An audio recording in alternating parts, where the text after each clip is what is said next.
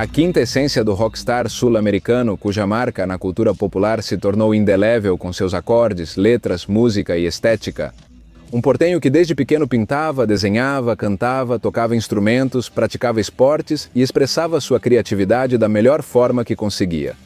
Mas seriam seus dotes musicais, junto com outros dois companheiros, Carlos Fizicia, conhecido como Charlie Alberti, na bateria, e Héctor Z. Bocio, no baixo, que o impulsionariam ao Olimpo musical com a já lendária banda Soda Stereo. Estamos falando de Gustavo Cerati, um homem que percorreria o continente americano com seu rock and roll, para do palco fazer todo mundo pular por onde passasse. No Monumental de River Plate, no Parque Metropolitano Simón Bolívar de Bogotá, no Home Depot Center de Los Angeles, no Foro Sol do México, em Viña del Mar, ou de onde ele se destaca. Despedindo-se pela última vez, interpretando Lago en el Cielo, no estádio de futebol da Universidade Simón Bolívar, em Caracas, Venezuela. Esta é a vida de Gustavo Cerati, quem fala é Reinaldo Carrillo Vilches. E para aqueles que perguntaram como apoiar a nova enciclopédia, trago a notícia de que criamos um Patreon, com documentários exclusivos sobre os temas mais polêmicos, com seminários ao vivo ministrados por nós e com vários outros benefícios. Seu apoio é fundamental para manter este projeto. Participe! Abaixo vocês podem encontrar o link. E caso vocês não tenham cartão internacional para o Patreon, temos várias opções de pagamento e, da mesma forma, vocês serão incorporados à comunidade. Lá esperamos vocês. E sem mais delongas, vamos começar o vídeo de hoje. Obrigado. Gustavo Adrián Cerati Clark nasceu em 11 de agosto de 1959 em Vila Ortúzar, cidade de Buenos Aires, em um lar de classe média-baixa. Amante da música, de mãe de ascendência celta-irlandesa e pai de linhagem lombardo-italiana, desde criança adorava ouvir rádio e na escola participava de atividades musicais. Ele gostava de poesia, pintura, desenho, assim como de atividades ao ar livre, como atletismo e natação, onde conseguiu pendurar mais de uma medalha em seu pescoço. Mas seu ponto forte seria a música. Sua primeira lembrança musical seria aos 9 anos, quando seus pais lhe deram de presente um violão que trouxeram dos Estados Unidos. Influenciado pela cena musical de sua época, com sons de Jimi Hendrix, The Who, Deep Purple, Frank Zappa e o rock psicodélico do Led Zeppelin, tudo isso foi moldando o futuro prodígio musical. Já na adolescência, ele conseguiu dirigir o coral do Instituto San Roque, de onde depois seria suspenso por indisciplina. Aos 13 anos formou um trio e começou a tocar em pequenas festas do seu bairro, dos seus amigos e na escola local. Em 1979, ele teve que prestar o serviço militar obrigatório. Eram os anos do processo de reorganização nacional na Argentina. Ao terminar o serviço militar, o jovem Gustavo se matriculou na Universidade de Salvador, onde começou a estudar comunicação social, mas sua paixão continuava sendo a música. Obviamente, para pagar as cordas da guitarra, os cabos do amplificador e as partituras de seus grupos favoritos, ele conseguia se financiar. Trabalhando como propagandista médico nos corredores da universidade, ele conhece outro estudante apaixonado por música, Héctor Bocio, também conhecido como Zeta, com quem se une e forma uma banda. Influenciados pela música de bandas como The Police, os Beatles e Elvis Costello, eles começam a desenvolver seu próprio som e procuram recrutar vários nomes que depois também se destacariam na cena musical, como Daniel Melero, Richard Coleman e Andrés Calamaro. Com este último, inclusive, eles montariam um grupo chamado Erecto, que durou muito pouco e se dissolveu. Era a época da Guerra das Malvinas, em que a junta militar havia vetado a transmissão de bandas como Pink Floyd, Rod Stewart e David Bowie, que apesar desse veto, seus discos ainda eram ouvidos nas boates e nas casas de forma clandestina.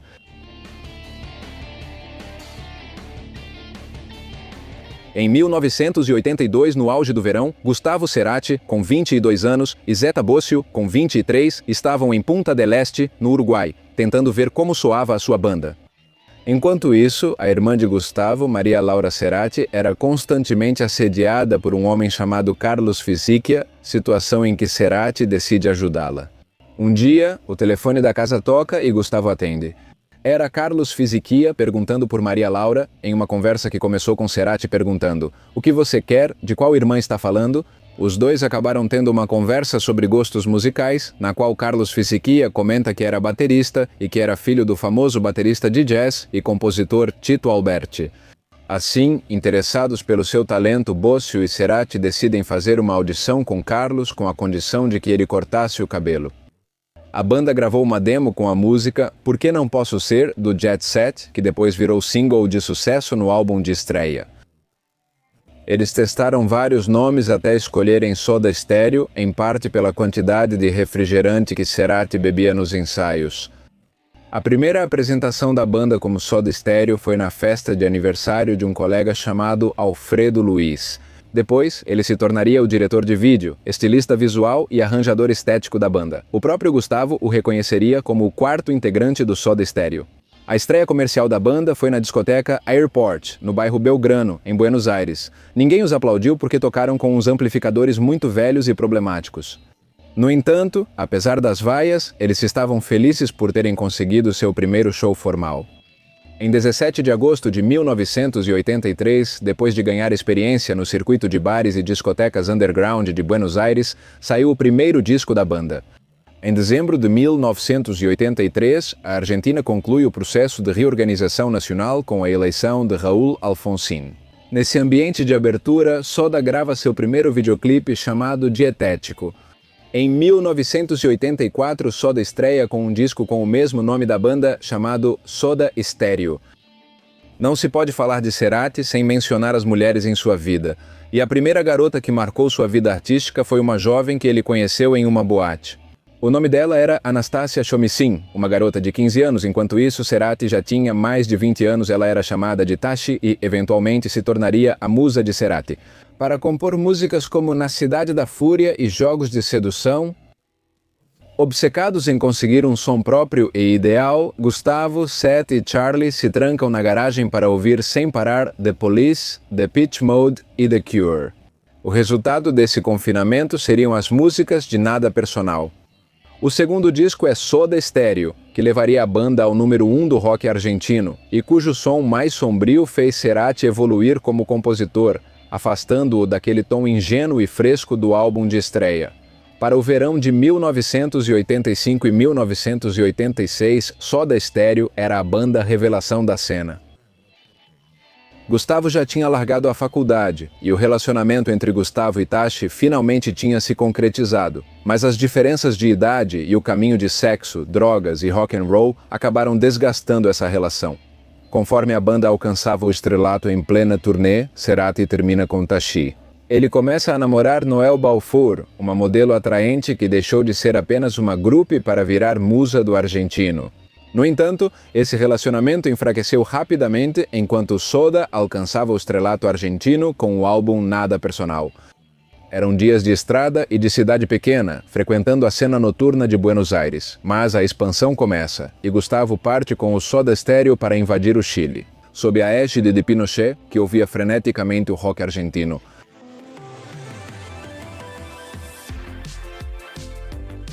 Nessa turnê, Gustavo, Seth e Charlie notam que o Nada Personal trazia um som mais próximo do que buscavam, com letras obscuras e emocionais. Como nota curiosa, Gustavo compôs a famosa Persiana Americana, depois de participar de um programa de rádio em que os ouvintes concorriam enviando letras e o músico compunha a melodia. Cerati gostou tanto de uma das propostas que entrou em contato com o ouvinte que a havia enviado para depois aprimorá-la nas palavras do próprio Cerati. Escrevi todas as letras de uma só vez. Vivíamos no limite, parecia que estávamos longe da arte e, no entanto, foi um dos nossos discos mais profundos. Talvez porque não estávamos passando por um bom momento. O terceiro disco, chamado Signos, quase custou a vida do vocalista, porque a banda consumia muitos estimulantes, trancados, paranoicos e trabalhando em uma casa em estado muito deplorável, com aquecimento péssimo. Um dia, Gustavo acorda com uma dor profunda no peito e seu coração batia forte. Taquicárdico, acelerado e em um ritmo intenso, o pânico toma conta e ele entra no primeiro hospital que encontra. Depois dessa internação, decide repensar seus hábitos de consumo. Signos é um disco que marca o salto evolutivo mais importante da carreira de Cerati como compositor de músicas. Há uma mistura dinâmica, muito mais sofisticada do que as anteriores. Soda Stereo enfrentava a maldição do terceiro disco, no qual ou mudavam seu estilo ou ficariam para sempre na cena do rock argentino. Diante desse desafio, o empresário da banda decide fazer com que o Soda faça sua primeira turnê continental de longa duração. Depois eles tiram férias na Europa e se familiarizam com a cena cultural do velho continente. Cerati era muito ciumento como compositor em um momento de crescimento da banda. Entre os álbuns Nada Personal e Signos, a arrecadação com direitos autorais era alta. Enquanto Zeta e Charlie diziam que o Soda compunha como banda, Gustavo dizia com ciúmes que as músicas eram compostas por ele. Em Signos, essa divisão fica evidente. Apenas uma música é assinada pelos três. Pessoas próximas a Cerati diziam que o cantor pedia para Zeta e Charlie que, se quisessem dividir os direitos em partes iguais, trouxessem músicas ou letras próprias para o estúdio. O álbum Signos, marcado pelas crises na vida de Cerati e dos colegas. Em seguida vem o álbum Doble Vida, em 1988, um disco de transição que empurrava Gustavo e o Soda para uma nova fase. Eles já estavam consagrados no estrelato. Enquanto isso, Cerati se casa pela primeira vez com Belen Edwards, mas o casamento fracassa em pouco tempo. As brigas com Zeta Bosio e Charlie Alberti eram recorrentes. Eles rompem o contrato com o empresário e tiram férias para se reorganizar. Doble Vida contém músicas como Piquenique no Quarto B, O Que Sangra e o icônico tema Na Cidade da Fúria, canção cujo riff Gustavo compôs aos 14 anos. E ele terminou de materializar em uma música sobre a qual pediu opinião à jovem Tashi, mesmo estando casado com sua esposa, Belém, sendo a jovem Tashi sua eterna musa. Mas antes de lançar o disco Doble Vida, Cerati conhece Cecília Amenábar, com quem se casaria em 1992 e depois ficariam juntos durante 10 anos. Desse casamento, Cecília e Gustavo teriam 2 filhos, Lisa e Benito.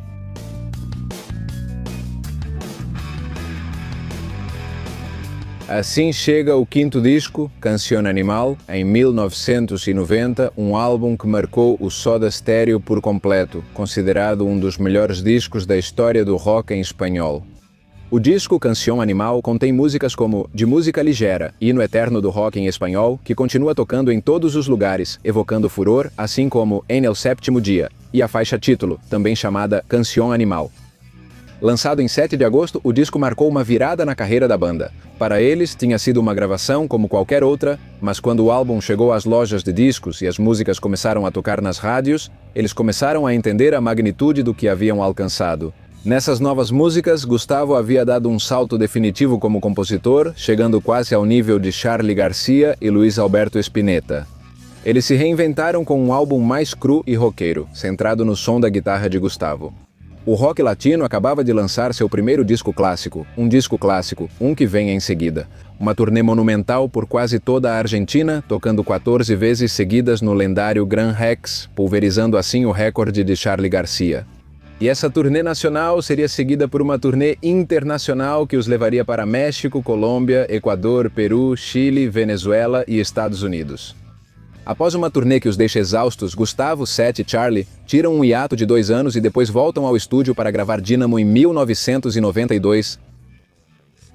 Dynamo era um disco mais maduro, porque Gustavo e seus companheiros já não eram mais os garotos de 1983, mas sim homens já bem entrados na idade adulta. E isso fica evidente em músicas como Remolinos, Primavera Zero, Lua Vermelha e Claro Escuro. Depois do disco Dynamo, a vida amorosa de Gustavo, que saía de um relacionamento para entrar em outro, o levou aos braços de Cecília Amenábar, assim como a Santiago do Chile. Essa decisão seria um dos estigmas que levariam depois à separação, com sua banda. Eles se casam, viajam, têm seu primeiro filho e são felizes em um apartamento em Santiago. De vez em quando, a Bosio o visitava e tudo ia bem. Ele aprendeu a esquiar e passava a vida com sua esposa e filhos sem horários, escrevendo, desenhando, aproveitando a paternidade em uma simbiose familiar única. Desconectado do mundo nesse hiato, decide gravar seu primeiro disco solo em seu apartamento chamado Amor Amarelo. Ele se inspira para o título por causa de pedrinhas amarelas que pegou em Los Roques, na Venezuela, com sua esposa. Esse disco quebra a imagem que seus fãs tinham dele, já que ele o faz em paralelo ao Soda e em um tom íntimo. Não foi um disco de grandes vendas, mas a realização de um projeto pessoal para ele. Ele retorna a Buenos Aires com os filhos e se instalam em um apartamento confortável.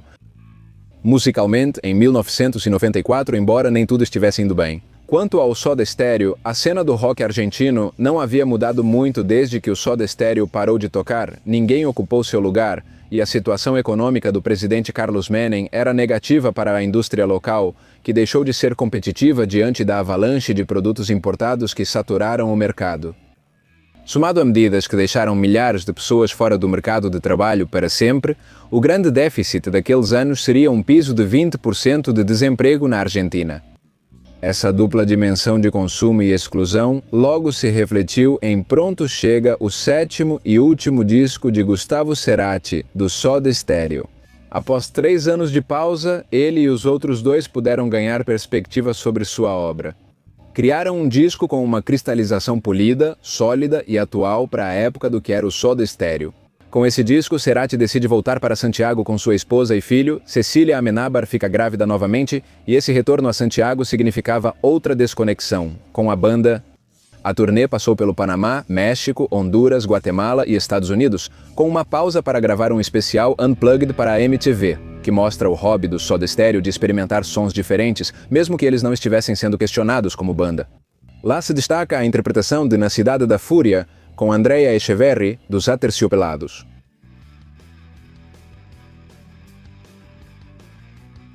Sem esperar totalmente, em 1º de maio de 1997, Bosio e Charlie Alberti ficam surpresos ao ler uma carta que Gustavo havia escrito ao jornal Clarim, onde anunciava a separação do Soda Stereo. Apesar da situação abrupta, Charlie Alberti convence Gustavo a fazer uma última turnê pela América Latina para se despedir dos fãs, e de uma forma que todos que trabalharam com o Soda Stereo recebessem uma indenização. Gustavo aceita e eles tocam no México, na Venezuela, no Chile, e tudo termina em 20 de setembro de 1997 no estádio monumental do River Plate. Naquela noite, mais de 50 mil pessoas lotaram o estádio para a estreia e a despedida do Soda Stereo no River. O grupo havia surgido na cena como uma banda quase de ska, depois se tornou pop, dark e quase funk, até acabar se transformando na grande banda do rock da América Latina. Eles começaram como 3 garotos recém-saídos para a vida que separavam o cabelo com sabão e 15 anos depois já eram 3 homens bem maduros. Já estava careca, Charlie estava grisalho e Gustavo usava apliques para aumentar o volume do cabelo. No palco do River, eles se separavam soando melhor do que nunca. O show foi um auge de classicismo, eletricidade e emoção, que terminou com The Música Ligeira, o hit mais emblemático da história da banda. Não seríamos nada sem vocês, nem sem todos que estiveram conosco desde o início. Alguns ainda permanecem. Obrigado, disse Gustavo ao microfone e ficou por uma fração de segundo tentando completar essa frase, enquanto o ar ainda vibrava com os últimos acordes. E 60 mil pessoas absorviam esses milhares de volts de energia convertidos em rock de estádio. Foi uma fração de segundo que engoliu os 15 anos de história da banda. E em sua cabeça, de repente, viu tudo como o final de um grande filme. Então ficou livre de mencionar qualquer nome antes da explosão final da música e apenas acrescentou: "Obrigado totais", mas essa história não terminava aqui. Após encerrar o capítulo com o Soda Stereo, Gustavo, Cecília e seus 2 filhos se estabelecem em uma casa ampla em Buenos Aires, ele a reforma e instala um estúdio de gravação. Ele começa a trabalhar em projetos próprios, que incluíam colaborar com seus ídolos do The Police em um álbum tributo. Com Desordem Público, Plastilina Mosh e Los Pericos, ele faz uma versão de Bring on the Night, traduzida para o espanhol como Tráeme la Noche. 1998, em um ano em que Charly Garcia estava recluso em sua casa em decomposição. Luiz Alberto Spinetta se dedicava a preparar seus discos de rock e jazz e se escondia da imprensa no fundo do coração. Andrés Calamaro vivia em delírios oníricos provocados por entorpecentes e Gustavo Cerati estava em modo pai, criando seus filhos e sendo um bom marido para uma mulher. Com as mesmas inquietações artísticas que, entre sintetizadores, encontra inspiração para compor e gravar o álbum. Bocanada, em uma época de pop eletrônico, em que The Chemical Brothers e Fatboy Slim se tornavam mainstream, quando a imprensa ou seus fãs o questionavam por seus gostos eletrônicos. E esse desvio do rock para o sintetizador, Gustavo Cerati simplesmente se irritava. Bocanada começa com Puente, uma música marcante e radiofônica de rock que fez sucesso. Gustavo estava de volta e estava sozinho. No entanto, na turnê de Bocanada, o público estava mais ansioso para ouvi-lo tocar músicas do Soda do que as próprias do seu disco. Mas essa questão não duraria muito. Apesar do sucesso do disco, a vida pessoal de Gustavo estava desmoronando. Os flertes com Débora Del Corral, que era ex de Charlie Alberti, noticiados pela imprensa, acabaram fazendo com que Cecília Menábar se divorciasse dele, levando Gustavo a decidir se fechar em si mesmo. Na música, ele se isolava para ver realities como Big Brother e filmes da Disney como Procurando Nemo. E desses momentos de reclusão surge, em 2002 Sempre é Hoje, um álbum disperso e energético, que expõe suas mágoas e dores, mas que não foi muito bem recebido pela crítica e pelo público. Mesmo assim, ele fez sua turnê e continuou na sua vida de roqueiro, com Débora Del Corral. Ele foi se esgotando e a garota decidiu seguir seu próprio caminho. Sem ela, Gustavo fica desolado e decide buscar abrigo na família, na casa de sua mãe. Cerati lamberia suas feridas compondo com seu velho amigo Tweety Gonzalez. Ele experimenta com sons inspirados pelo Led Zeppelin, consome ayahuasca e entra em ondas cerebrais com seus amigos. Quarentões para atravessar as turbulências de uma crise de meia-idade com rock and roll. Ele não abandona seu papel de pai e, em suas muitas saídas com seu filho Benito, encontra inspiração para compor Adeus em um CD no qual seu filho havia escrito: "Poder dizer adeus é crescer". Durante as sessões de gravação, Gustavo mantinha um nível de concentração sobre-humano. Além de ser um excelente músico, ele era um produtor bastante exigente e perfeccionista. Durante a gravação do videoclipe da música Crime, Gustavo sofre uma descompensação devido a uma tromboflebite em uma perna. Todos aqueles anos fumando estavam começando a cobrar seu preço, e ele não podia acreditar. Ele nunca sentiu sua verdadeira idade, parecia um espírito jovem em um corpo que o acompanhava. Mas de repente ele estava lá, internado em uma cama de terapia intensiva, com médicos dizendo que seu estilo de vida não era nada saudável e aquele coágulo poderia tê-lo matado. Ele seguiu o tratamento médico que o alertou sobre os excessos, porém logo voltou a usar, a beber e a manter os mesmos hábitos. Fez sua turnê e se preparou para outro ciclo criativo. Saiu em turnê pela Europa, tocou algumas vezes ao vivo com Shakira e depois partiu com ela e seus músicos pelo Mediterrâneo da sua vida.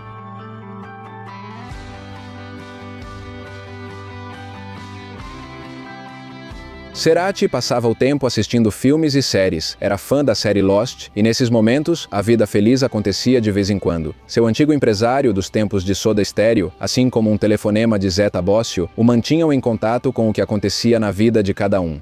E num belo dia, Gustavo, Zeta e Charlie decidem voltar a tocar juntos com o som que há um quarto de século os havia levado à fama. Eles fizeram 22 shows, 14 em toda a América do Sul, 7 na América do Norte e 1 na América Central. Para fãs e críticos, foi o melhor som do Soda Stereo. Fuerza Natural é o último disco de Gustavo Cerati, outra metamorfose musical com um novo som, limpo, acústico, de pop e folk psicodélico. Ele embarca em uma turnê que Cerati faz com muito empenho pelo México, Argentina, Peru, Chile, Estados Unidos, Colômbia e que termina tragicamente na Venezuela. Na primeira parte da turnê, ele ficou indo e vindo com a namorada Chloe Bello, que precisou se afastar para cumprir compromissos na Europa. Gustavo parecia exausto, chegava atrasado para as passagens de som e depois de todos os shows saía para festas até o amanhecer. Depois de 2 shows em Medellín e dos shows Medellín-Ciudad, ele parecia exausto, chegava para as passagens de som e ficava até o amanhecer.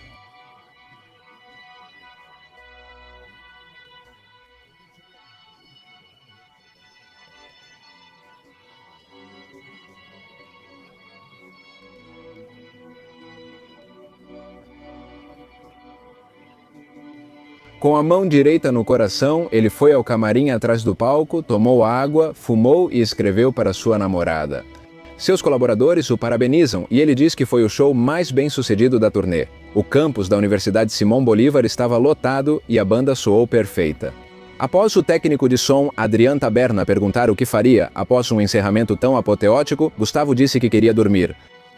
Muito estranho, esse roqueiro australiano nunca dormia após um show. Ele troca seu terno branco por uma camisa, coloca uma jaqueta, calça e sai do camarim para uma foto em grupo com os organizadores. O que ele não sabia era que seu sangue estava ficando mais espesso. Em algum canto do seu corpo, um coágulo se soltou de uma parede do seu sistema circulatório. Tudo durou 2 ou 3 segundos. Gustavo ficou atrás do sonoplasta Taberna sem entender o que ocorria com ele. A câmera fotografou sem flash e o fotógrafo pediu que eles ficassem parados enquanto ele reprogramava. Taberna ia fazer uma piada para Gustavo, mas o viu pálido e transtornado. Gustavo o encarou, tentando falar, mas não conseguia articular as palavras. Uma parte do seu tecido neural estava deixando de receber sangue e começava a se apagar. Dessa vez o flash da câmera funcionou e todos aplaudiram. Taberna vê-o caminhando confuso para o camarim e chama Nicolás Bernaldo, seu assistente, para acompanhá-lo e verificar o que ocorre. Quando entraram, Gustavo tinha desabotoado a camisa e estava jogado no sofá. Bernaldo chamou os paramédicos e, depois de esvaziar os camarins, uma ambulância o levou para a clínica La Trinidad. Quando chegaram, não havia luz na clínica e tiveram que ir para outro centro de atendimento para que ele fosse examinado. De madrugada, voltaram novamente para a clínica La Trinidad e ele ficou internado em observação. Gustavo passou o domingo na clínica, consciente, mas sem conseguir falar nem mover o lado direito do corpo.